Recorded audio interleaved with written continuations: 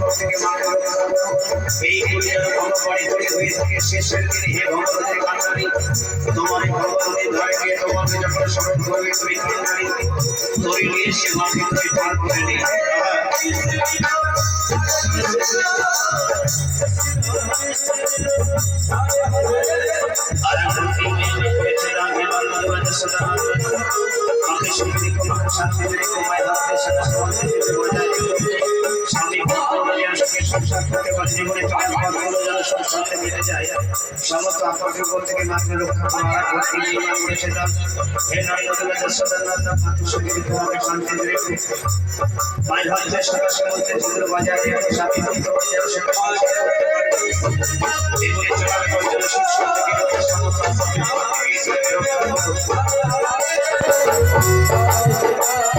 এক মরণ ভক্ত এই নারী কন্যা 50 টাকা গোপালকে বলেছে তার হে নন্দগুলো যশোদানন্দ তোমার ভক্তকে তুমি সুখী রেখো শান্তিতে রেখো ভক্তের জীবনে চলার পথ যেন সুসন্দেহে কেটে যায় সমস্ত আপদকে ভক্তকে তুমি রক্ষা করো এই করে যেন ভববাড়ি হয়ে থাকে শেষের দিনে যে ভববাড়ির কান্ডারি তোমার ভববাড়ি দাঁড়িয়ে গিয়ে যখন আমাকে স্মরণ করবে ভক্তকে পাঠ করে নিল আর এক ভক্তি নির্মাণ করেছে তার হে নন্দগুলো যশোদানন্দ মায়েদের ভালোবাসা করবো মায়েদের সুখী রেখো মায়েদের শান্তি রেখো মায়েদের জীবনে চলার সঙ্গে কেটে সংগ্রাম থেকে মায়ের রক্ষা করবো এক ছোট্ট আমি বুঝতে পারছি আজকে বৃন্দাবন হবে আপনারা সকলে এসেছেন আপনারা ভাগ্যবান আর আপনাদের চরণ ধরে আমরা পেয়েছি জানি না পূর্ব জন্মে আমরা সঞ্চয় করেছিলাম সেই কারণে হয়তো আপনাদের আমরা সারা সঙ্গে করতে পারছি আমাদের সারা সঙ্গে আমরা নিতে পারছি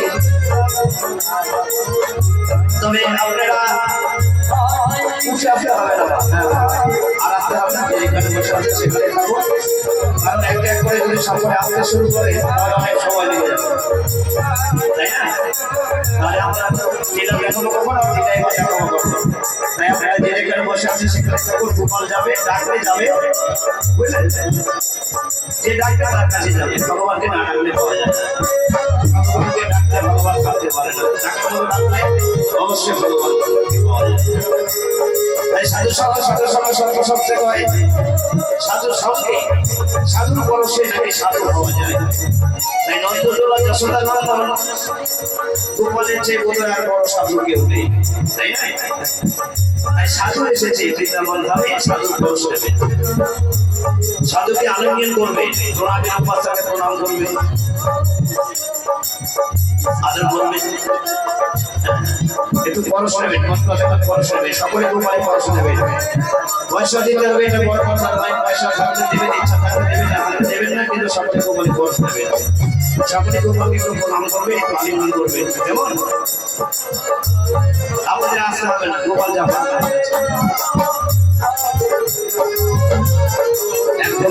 গোপালকে বলে পরিক্রমা করলেন এই নন্দগুলো যশোদানন্দ মাকে সুখী তোমাকে শান্তি রেখো মায়ের জীবনে চলার পর সংসার থেকে সমস্ত বিপদ থেকে মাকে রক্ষা করো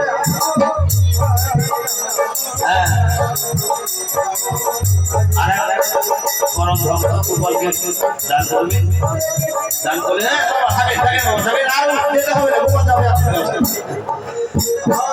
এক ভক্ত গোপালকে বলেছিলেন হে নন্দগুলো যশোদানন্দ ভক্তকে শান্তি রেখো ভক্তের জীবনে চলার পর যেন শান্তি মিলে যায় সমস্ত আপদের থেকে ভক্তকে রক্ষা করো শেষের দিনে ভক্তকে তুমি কৃপা করো এই করে যেন ভগবান বাড়ি হয়ে গিয়ে শেষের দিনে তোমার হাতে গিয়ে আমরা জীবন নদী কান্ডারি তৈরি হয়েছে ভক্তকে পার করে আর এক পরম ভক্ত করেছে হে নন্দগুলো যশোদানন্দ ভক্তকে সুখী রেখো ভক্তকে শান্তিতে রেখো ভক্তের জীবনে চলার পর যেন শান্তি মিলে যায় সমস্ত আপদের ভক্তকে রক্ষা করো শেষের দিনে যখন তোমার হাতে গিয়ে তোমাকে স্মরণ করবে হে ভক্তকে কান্ডারি তৈরি হয়ে এসে ভক্তকে পার করে দেবো গোপাল আমাদের কাছে যাবে বাবা মা আমাদের কাছে সকল কাছে যাবে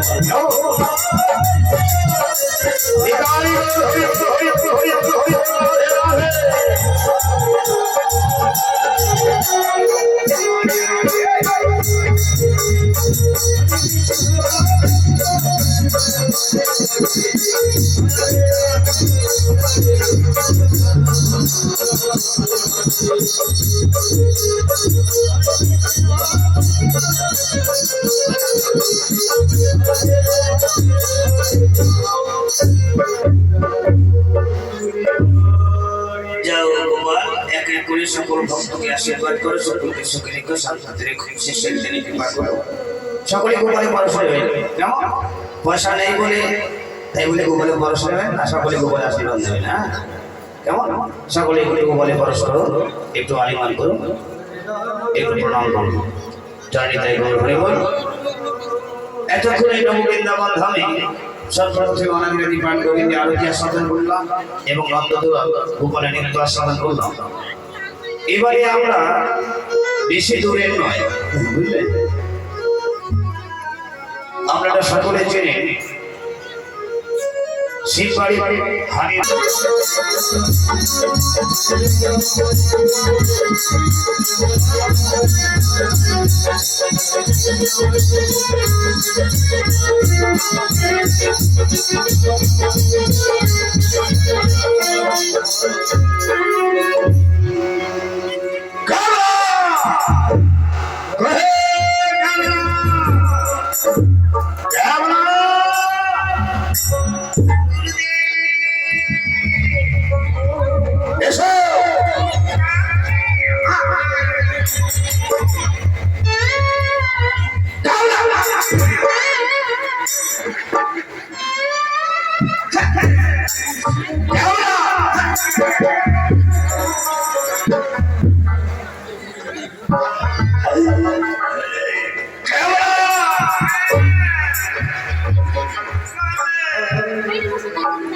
কি হচ্ছে? আপনি তো জানেন আমি চলতে গিয়ে গাড়ি পড়ে যাই, আবার উঠতে লাগে, আবার পড়ে যায়, গায়ের শক্তি নাই, বললে চললে আপনার আশ্রমে তুলসী মন্ত্র হলো তুমি সেবা করে শরীরে কি বলতো শক্তি থাকে?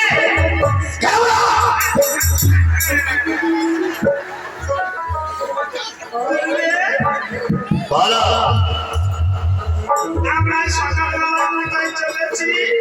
কেন? শিষ্যর বাড়ি ভ্রমণে বেরিয়েছি। ওই সুকুমার রয়েছে পরম ভক্ত, সে আমার শিষ্য, তার বাসায় চলেছি।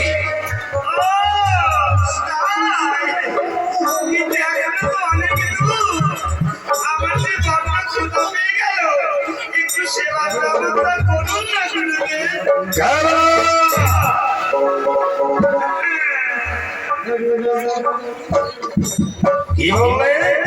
তোমার খোঁজা পেয়েছি?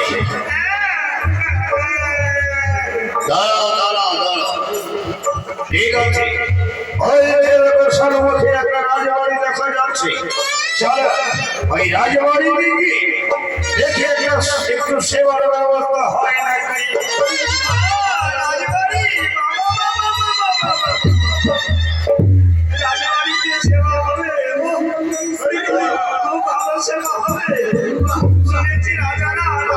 সেবা করে মুই একবার উদর করি পূর্ণ করি রাজগুরু সেবা করি। গুরুদেব হাঁটিয়ে চলে, হাঁটিয়ে চলে, হাঁটিয়ে চলে।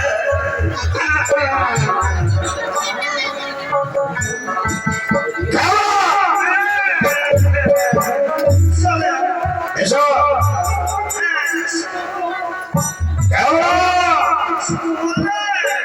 এসো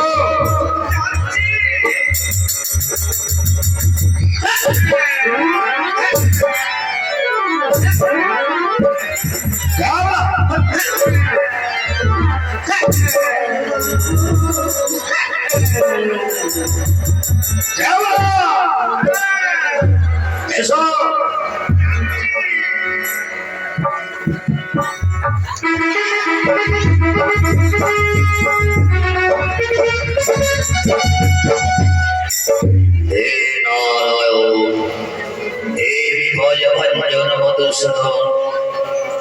তুমি তো জানো প্রভু, আমি প্রত্যহ একাদশীতে একাদশী করি, পরে ভগবান সেবা করি। তাই তো গতকাল করেছি একাদশী, অর্থাৎ ভগবান সেবা। এই যে দেখো রাজবাড়ি।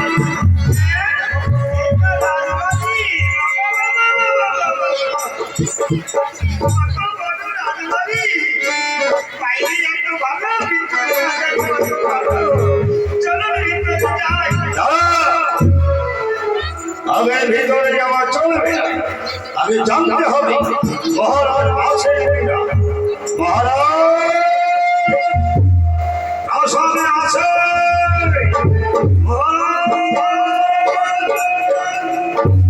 কে কে মহারাজ মহারাজ বলে চিৎকার করছে? ভেতরে আসো। মনে হচ্ছে মহারাজ আছে, এসো।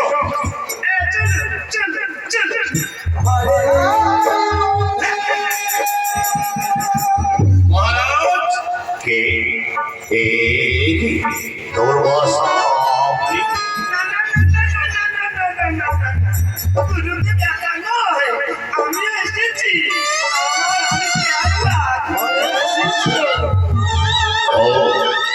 আপনি গুরুদেবের শিষ্য, আপনার নামে ক্যামেরা। বেশ, আপনারাও ভয় আমার প্রণাম গ্রহণ করুন।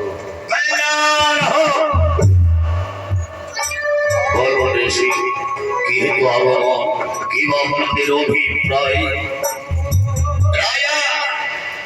আমরা বড় ক্ষুধার্ত, তাই তোমার আশ্রমে এসেছি।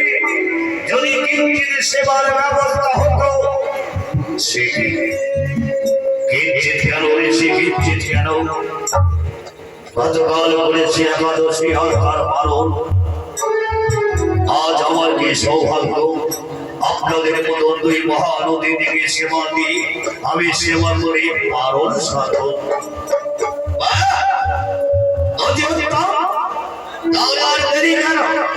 সেবার ব্যবস্থা হোক। ঋষি একটা কথা কি জানেন?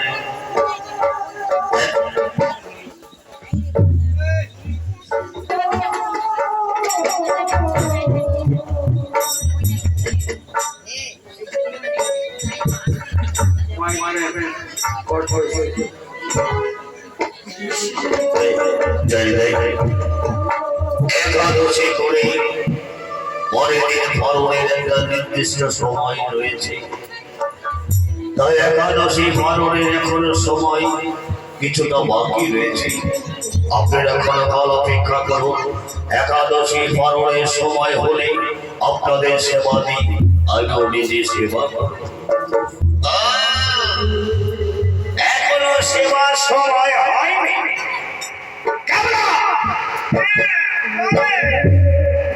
মহারাজ বলছে এখনো সেবার সময় হয়নি।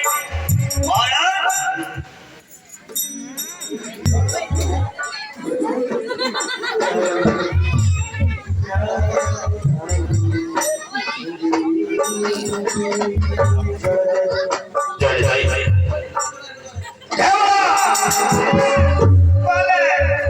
মহারাজ বলছে সেবার সময় এখনো হয়নি। তাহলে চলো, আমরা যতক্ষণ এই পাশে এক শিষ্য রয়েছে তার বাড়িতে একটু ঘুরে আসি। মহারাজ আমরা যাচ্ছি, এই পাশে এক শিষ্য রয়েছে তার বাড়ির দিকে আমরা একটু ঘুরে আসি। বেশ, তবে আপনারা দেরি করবেন না। আমরা যাব আর আসব। চলো।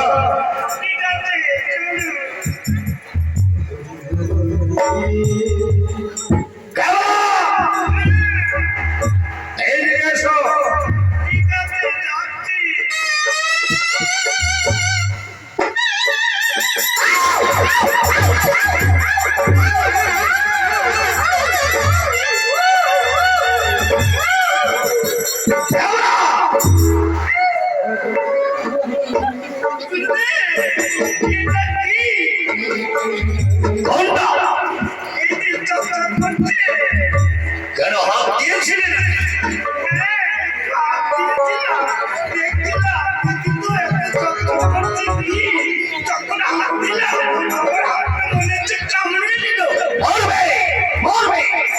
তুমি মরবে। মহারাজ বিদেশ থেকে আনিয়েছে এটা বৈদ্যুতিক আলো যেমন আলো দিতে পারে আবার মানুষের প্রাণও দিতে পারে খবরদার হাত দেবে না আর হাত দেবো না। এসো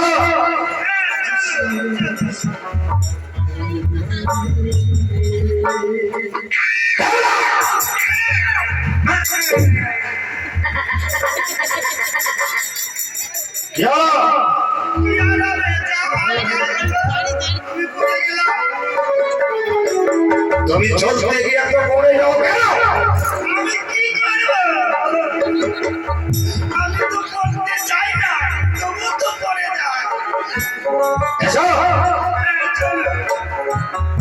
চলো আমরা কোথাও যাবো না এইখানে থাকবো ভিতরে যাবো না কাউকে যেতে দেবো না দেখি মহারাজ কি করে পালন সারে তাহলে কি করবো? অসাধারণ বুঝবো?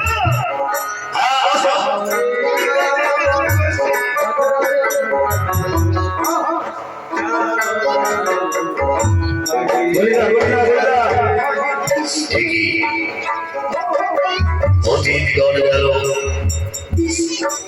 শিষ্যের বাড়ি এখনো তারা ফিরে এলো না এই দিকে পালনের সময় হয়ে গেল আমি কি বলবো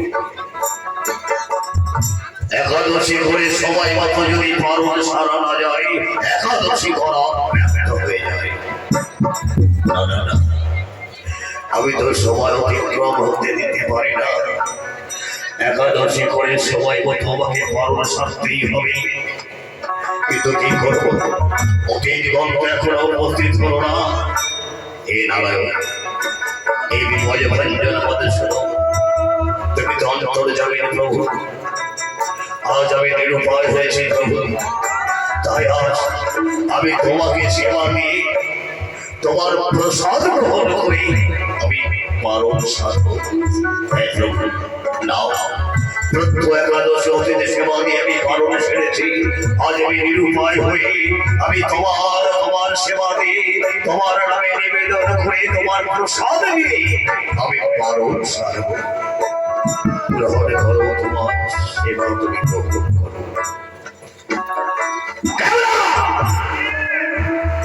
অনেকক্ষণ হয়ে গেল চলো দেখে মহারাজ কি করছে